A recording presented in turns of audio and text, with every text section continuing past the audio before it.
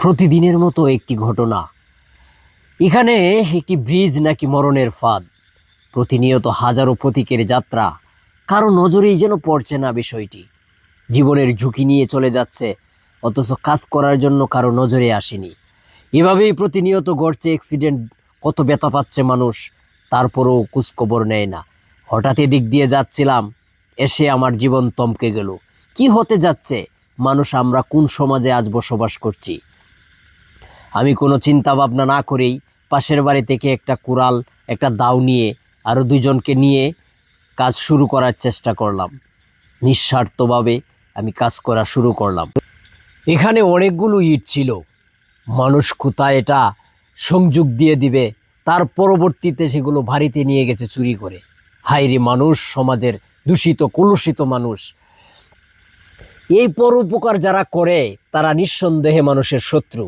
এই মুরব্বী আমাকে বলতেছে, তোমরা অবশ্যই নিজের স্বার্থে এই কাজটা করতেছো, তোমরা ভিউ কামাবা। হায়রে মানুষ, অথচ কোথায় উৎসাহ দিবে না দিয়ে বলতেছে আমার স্বার্থে আমি কাজ করতেছি। আমরা এই কাজগুলো করে ভিডিও আপলোড করি, অনেকেই মনে করে আমরা ভিউ ব্যবসা করি। হ্যাঁ ভাই, আমরা ভিউ ব্যবসা করি। এখান থেকে যা অর্থ আসে তা দিয়ে আমরা পরবর্তী কোনো মানবিক কাজ করার উদ্যোগ নিতে সাহস পাই। আমরা আজ একটা অসুস্থ সমাজে বাস করি।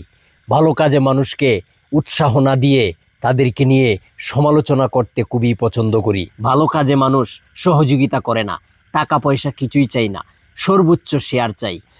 এই ব্রিজটির আশেপাশে কোথাও যেন মাটি ছিল না।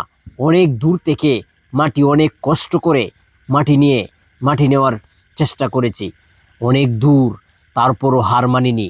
হঠাৎ করে বৃষ্টি এসে আমাদের কাজকে থমকে দিল, তারপরও হার মানিনি। চেষ্টা করে গেছি নিরলসভাবে। চেষ্টা করলে উপায় হয়, এটা আমরা জানি। মানুষের কাছে কোনো কাজেই যেন অপরিপূর্ণ থাকতে পারে না। রাস্তার কাজে আমরা তেমন অতটা দক্ষ ছিলাম না, তারপরেও ইটগুলো সুন্দরভাবে বিছানোর চেষ্টা করেছি। এখানে সবগুলো ইট না থাকায় সুন্দর করে সংযুক্তি দিতে পারিনি। আবারও চলে গেলাম মাটি কাটার জন্য। এই যে একটা বস্তা, এই বস্তাটা প্রায় 1 থেকে 1.5 মণ ওজন হবে।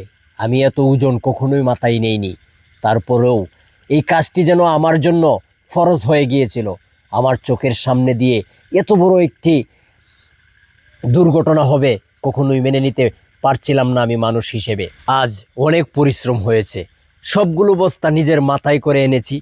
দীর্ঘ 4 ঘন্টার প্রচেষ্টার পরে সবাই মিলে কাজটি করতে সক্ষম হয়েছি।